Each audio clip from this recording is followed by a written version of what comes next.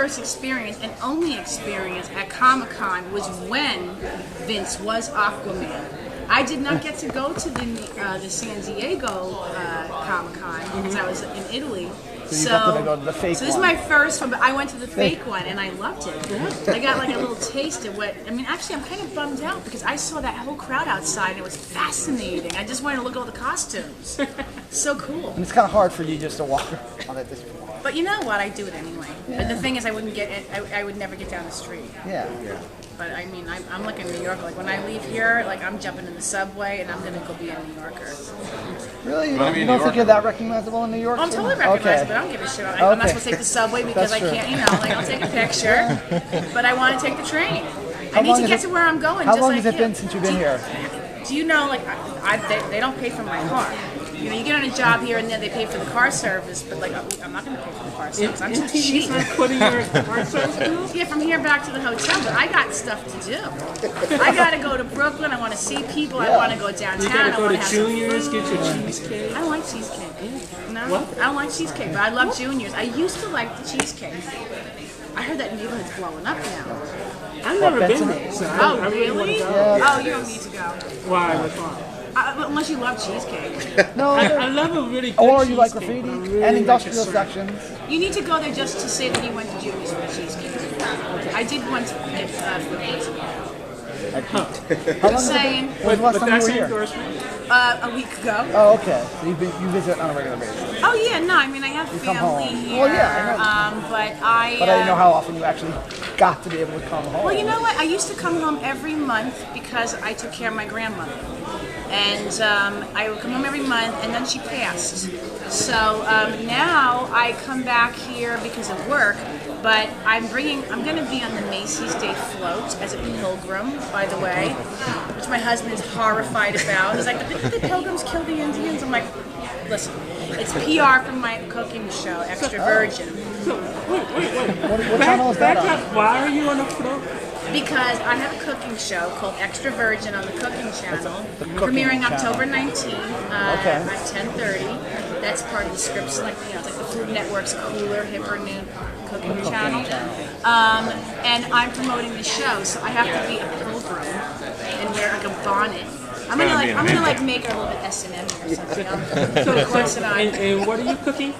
I'm cooking Tuscan food. Me and my husband. Okay. My husband's Italian, and we cook incredible Italian food. And it's sort of like Green Acres meets I Love Lucy and a cooking show all combined.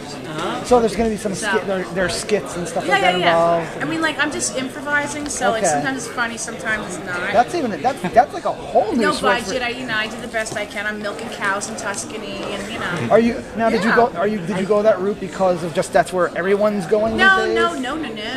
I've been a blogger for 7 years, and I have a and you blog. Yeah, it's called UnderTheTuscanGun.com.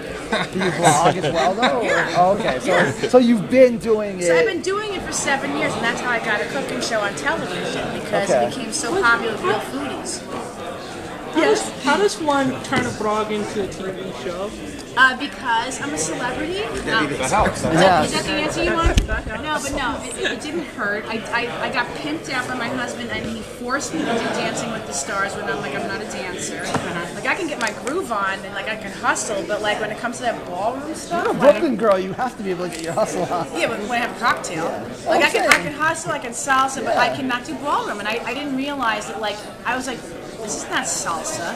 He's like, no, this is ballroom salsa. And so like I kind of got tricked, but I did it because every interview, UnderTheTuscanGun.com, UnderTheTuscanGun.com, and guess what? It drove people, and but relevant foodies were like Bon Appetit, Savior, like all these great food magazines, and relevant foodies were like checking it out. One day I want to learn how to cook. You just got to go to my website. TV show. Yeah, well, you know. I only want to do it if I can get a TV show there.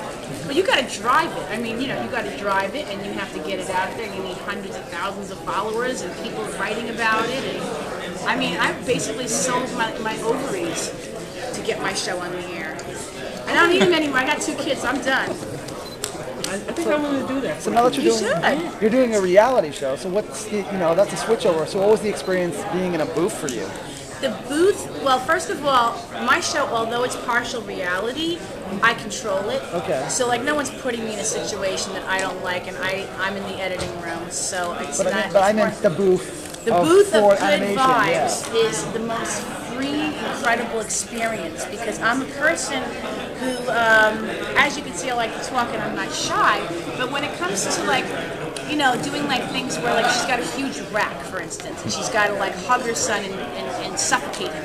Like, okay, so like hug your son now and suffocate him in the top. You're like, you're trying to figure out how to say that. It's like your voice is the physicality, and it was really, really freeing. You know, like you get to like be way over the top. And generally, as an actor who's done a lot of dramatic film, like you know, the key is to listen. Less is more. You know, it's not about being over the top, but indicating, about being muggy. Even in a sitcom, you don't want to be like, you know, the bump person. You know. Or like, you know, where the people like, especially they laugh at their own jokes, like you're like you're sitcom and the writer's like, and you're like, that really wasn't that funny. But this was really cool for me because I got to be physical. I got to understand what it's like to have a son because I have 2 daughters and I'm too old. I'm not going to have a son. And for me, the only hard part was having to improvise about penis jokes. My husband will say a few here and there. He's an Italian man, but I didn't. My brothers were all younger, and I just never knew like all those jokes. And so to have like the whole teenage son reality, my daughters are younger. They haven't even reached puberty yet, so it was kind of fun to deal with, you know, a pubescent boy who's like, you know. So it was nice though, because like, you know, she's a mom who hung up a party hat. She was a conservative. Now she's not a conservative, but she's like a good working mom, just trying to make ends meet for her kid. I have a question. You do? I do. Right. It's actually a straightforward question. Have you ever had a job that you could twist the way Bab twists her jobs? Oh, honey, I've had plenty of jobs like that. Oh, yes. I have been a professional makeup artist and hairdresser. I have done sales. I mean, I've done everything from like, also, I mean, I've cut people's hair, like, for instance, Andy Warhol. And we had a very surreal experience where he would take me into his office, he would sit on the edge of the toilet, and I would put a cape around him. And he had that thing on top, but that was not his hair, that was like a partial wig. So I'd be like cutting it and like, you know, trying to make the, you know, and he'd be asking me questions about my life, and I said, I'll tell you what, I'll give you a free haircut if you give me some artwork. I'll do a couple free haircuts. I never got the artwork he asked, but it was like, you know, I was pulling on the hair. I had so many different jobs. I had a mom who had me at 15, and I was on my own at 15. And but I've always been like very blue collar in the sense that like I wanted a job, I wanted to make money, and I'm not the type that likes to sit around. So like, you know, trust me, I've had a few jobs where I've gotten even twisted and quit. One time I was a waitress. I was working down where the Apple store is over here on 5th Avenue. There used to be a restaurant outside and right next to Vidal Sassoon's. And all these Europeans would come and they wouldn't tip me, and they were really rude because Europeans don't tip. It's not, you know, they don't have to. They don't do that in Europe. And I would be like, you know, working my butt off, bringing in what they want. This one lady was so mean to me, like so evil, that finally I was like, you know what? I threw the sandwich, a tuna fish sandwich on her lap. I'm like, you know what? I'm done. I just can't waitress anymore. I'm out. You know, so like, you know, you do what you gotta do to survive. You finally figure out what that job is that you enjoy. I mean, to this day, I'm still discovering new things that I want to do and thinking like, maybe I'll leave Hollywood, maybe I'll do this, maybe I'll do that. Like, life is precious and you gotta like just keep on moving forward. Don't get stuck. And I think Babs, that's probably one of the few things I have in common with her, aside from just being a parent, is that like, you know, I'll do what I gotta do to make ends meet, and I'm like, you know, kind of like I mean, I'm a New Yorker, but I don't have to live here. I can live anywhere in the world, you know. I'm from here, but I'm not like, hey, Vinny! That's not my scene, you know what I mean? I'm just, I act those kind of characters here and there, but like I'm a person of the world. Is that what really drew you to the character of Babs? Because she was a great character from the pilot. No, I like working. It was a paycheck. Right on. I'll be straight up. I mean, like, there was an audition. It seemed really cool. As an actress, being a parent, one of the greatest things is to go into a situation like this when you do go into the box, because you can record it from here, from wherever you're living, Italy, Texas, wherever you happen to be. they phone it in. I was lucky enough to be in LA, so I got to have the experience of working and getting the character kicked off and meeting all these guys and learning how to do it because I'm new at this. But what was the question again? Just what drew you to the character? Oh really? yeah, Just no. like- Being able to, go in and do a performance and be in and out, it's a great way to make money. In success, you could be anywhere and there's residuals and you can roll out of bed and not wear makeup and, it's not about getting dressed up. You just go to work, So you're interested in doing more voiceover work? You're interested in doing more? Oh yes, I've always been interested. As a matter of fact, I was always going, I need the number to something, 411. Hi, can I have the number to, whatever? And like, they're like, wait a minute, are you Debi Mazar by any chance an actress? It's happened to me so many times. And I thought, why don't I have a brilliant voiceover career? Like, I'm a recognizable voice. You get recognized by your voice, huh? A lot. But I never worked in the voiceover world. So all of a sudden, I just started. Like, I booked this, and I booked a Dr. Pepper commercial where I'm playing Diet Dr. Pepper. I'm the Tooth Fairy. Were you in a And I really am the Tooth Fairy. Don't tell my kids, but like as I'm doing this commercial, like my kids' teeth are falling out, so I'm always having to stick money into the pillow. Were you in a video game with voiceover work? Yes, I'm the original voice of Grand Theft Auto. And you talked And all about these getting. like people who are conservatives like yelled at me. I'm like, listen, man, it was considered art.